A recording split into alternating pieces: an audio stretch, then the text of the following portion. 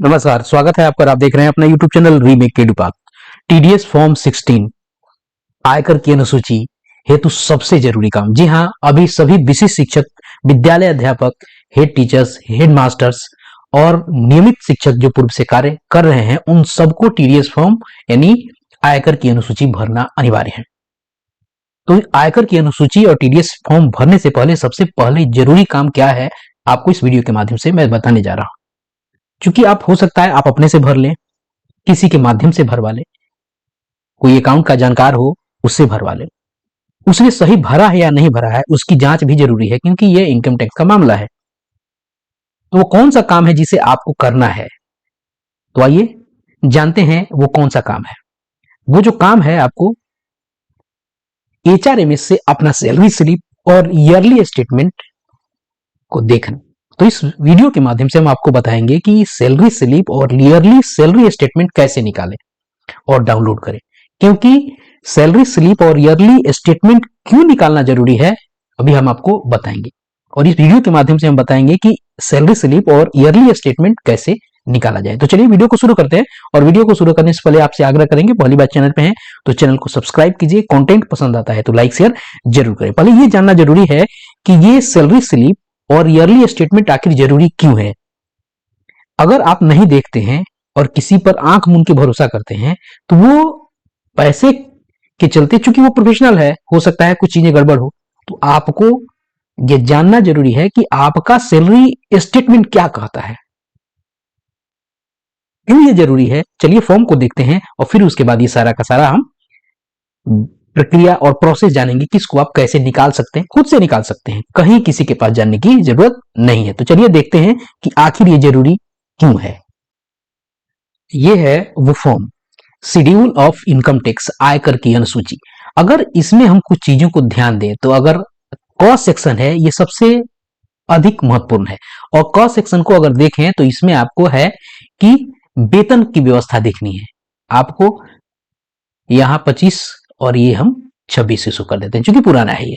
यानी वेतन 1 मार्च 2025 से लेके 28/2/2026 तक कितना था मूल वेतन, महंगाई भत्ता कितना था, मकान किराया भत्ता कितना था, चिकित्सा भत्ता कितना था, बकाया वेतन और भत्ते की राशि कितनी थी, ये आपको जानना जरूरी है। जब तक ये जानकारी रहेगी नहीं तब तक यहां भरा किया जाएगा। किसी प्रोफेशनल से भरवा रहे हैं तो आपको ये तो बताना पड़ेगा उसको तो उसकी जानकारी है नहीं, या तो अपने मन से भर देगा, किसी की कॉपी पेस्ट करेगा। तो ये ज्यादा जरूरी है जानना, इसलिए आपको अपने सैलरी स्टेटमेंट को जानना जरूरी है। अब ये जो भरा जाता है, इसको भरने से पहले एक काम किया जाता है, पूरी सैलरी की विवरणी बनाई जाती है। और सैलरी की विवरणी बनाई जाती है, उसके आधार पर ये टीडीएस का जो फॉर्म 16 है ये भी आपको भरा जाता है। वो कौन सा चीज है जो बनाया जाता है, उसके बाद ही ये सारे फॉर्म फिलअप किए जाते हैं, चाहे वो अनुसूची हो चाहे ये फॉर्म 16 हो। वो है ये आपको वित्तीय वर्ष यानी सैलरी स्टेटमेंट। चूंकि मैंने यहां अगर आपके लिए अगर मैं बताऊं 24-25 ये पुराना है, लेकिन आप बनाएंगे किसका, ये 25 और 26 का, ये होगा 25 और 26 का। ठीक है, उसी तरह से ये 25 से लेके यहां 26 तक हो जाएगा। उसमें आपको वेतन मैट्रिक्स का कितना मूल वेतन है, महंगाई भत्ता कितना है, मकान किराया भत्ता कितना है, चिकित्सा किराया भत्ता कितना है, शहरी परिवहन भत्ता कितना है, इन सब चीजों को भरना होगा। तो ये आएगा कहां से, इसके लिए जरूरी है, जैसे यहां पेशा कर है, आपने सीपीएफ यानी एनपीएस में कितना योगदान दिया, ग्रुप बीमा में कितना योगदान गया है उस महीने में, ये मिलेगा कहां से, ये मिलेगा आपके सैलरी स्टेटमेंट से।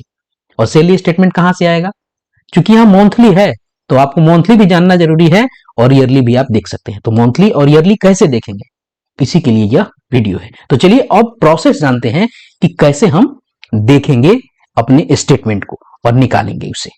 इसको करना क्या होगा, गूगल में जाइए और एचआरएमएस बिहार वहां टाइप कीजिए। जैसे टाइप करके सर्च कीजिएगा, सबसे पहला लिंक है, इसको आप क्लिक कीजिए। जैसे जैसे क्लिक करेंगे आप आ जाएंगे उसके होम पेज पे। अब बात आती है यहाँ यूजर नेम पासवर्ड डालने की। पासवर्ड आपको याद है कि नहीं, ओटीपी से कैसे करेंगे, अगर आपको यूजर नेम तक पता नहीं है तो कैसे करेंगे। चलिए इन सब चीजों को भी जल्दी जल्दी जान लेते हैं। अब लॉगिन करने के लिए कुछ समस्या है, आप यूजर नेम और पासवर्ड के द्वारा भी खोल सकते हैं। आपके पास अगर यूजर नेम है तो यूजर नेम डालिए, पासवर्ड याद है तो पासवर्ड डालिए, कैप्चा डालिए और लॉगिन हो जाइए।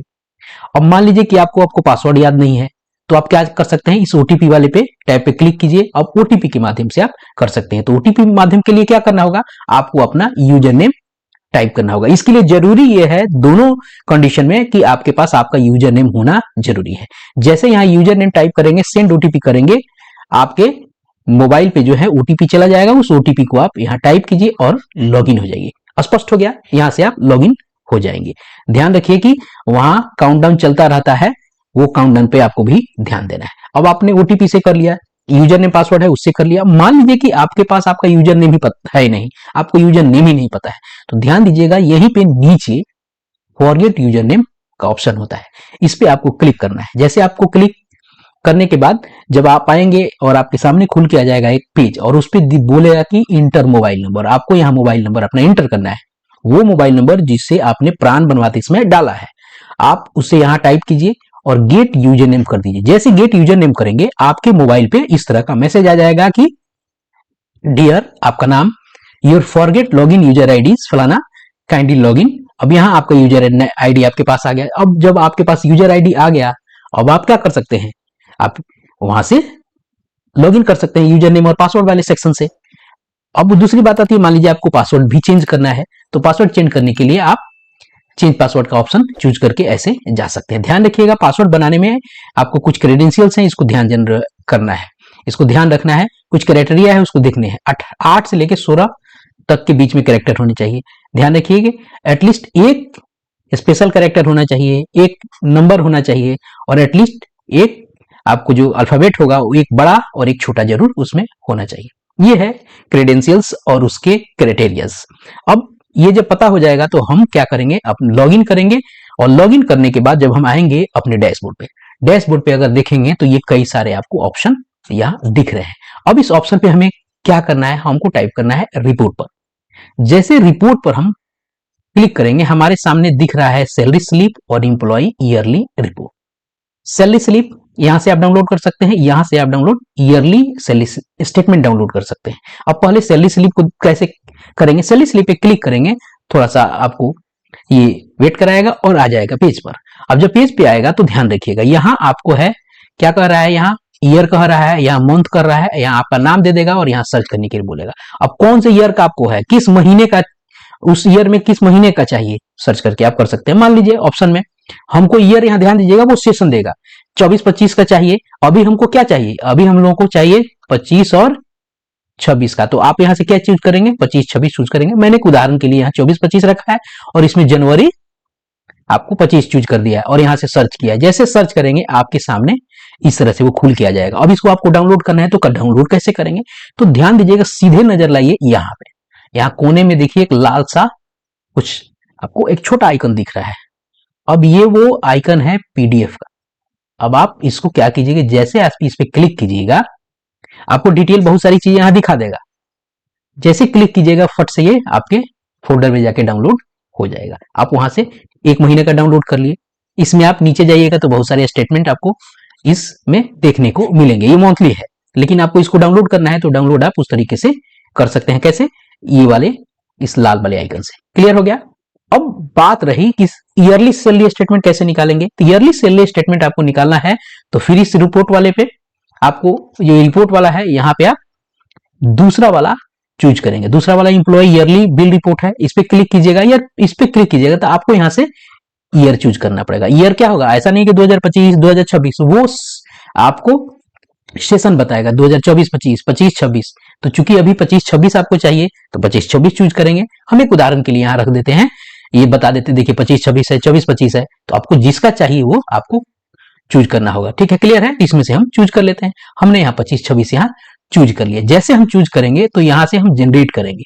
इस जनरेट करेंगे तो पूरे उस साल का अब तक का, यानी मार्च 2000 आपको 2025 से लेके जितना वेतन अभी आपको मिल गया होगा वो, यानी जनवरी 2026 तक का स्टेटमेंट वो निकाल के आपके सामने ला देगा। अब उसको आपको क्या करना है, पीडीएफ में वो सामने ला देगा। अब आपको उसको क्या करना होगा कि अपने मोबाइल में उसको सेव कर लेना है और उसमें से आपको सारी चीजें एक एक करके जो फॉर्म भरना है, उस फॉर्म भरने के लिए जो वेतन विवरणी बनानी है वहां आप उसे देख के वहां लिख सकते हैं या आप किसी को उसे भेज सकते हैं।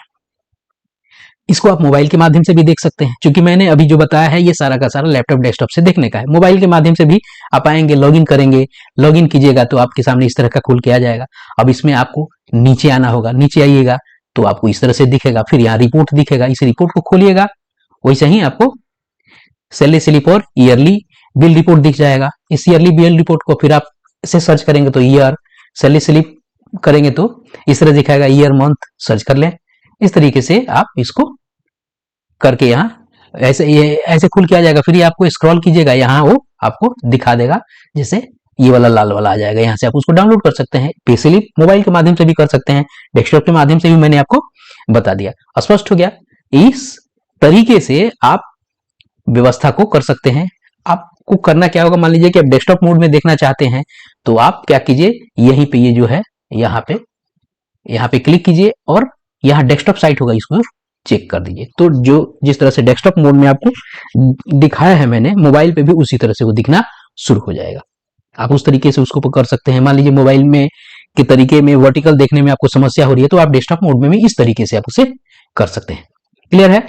तो ये तरीका था आपको अपने सैलरी स्टेटमेंट पे स्लिप को डाउनलोड करने का, देखने का। क्योंकि इसके बिना अगर पे स्लिप और स्टेटमेंट नहीं है आपके पास तो आपका टीडीएस फॉर्म हो सकता है कि गलत भरा जाए। तो इस वीडियो में इतना ही। मिलते हैं जल्दी ही नए कंटेंट और नई इन्फॉर्मेशन के साथ। वीडियो पसंद आए तो लाइक कीजिए, शेयर कीजिए। धन्यवाद। अपना ख्याल रखें। जय हिंद।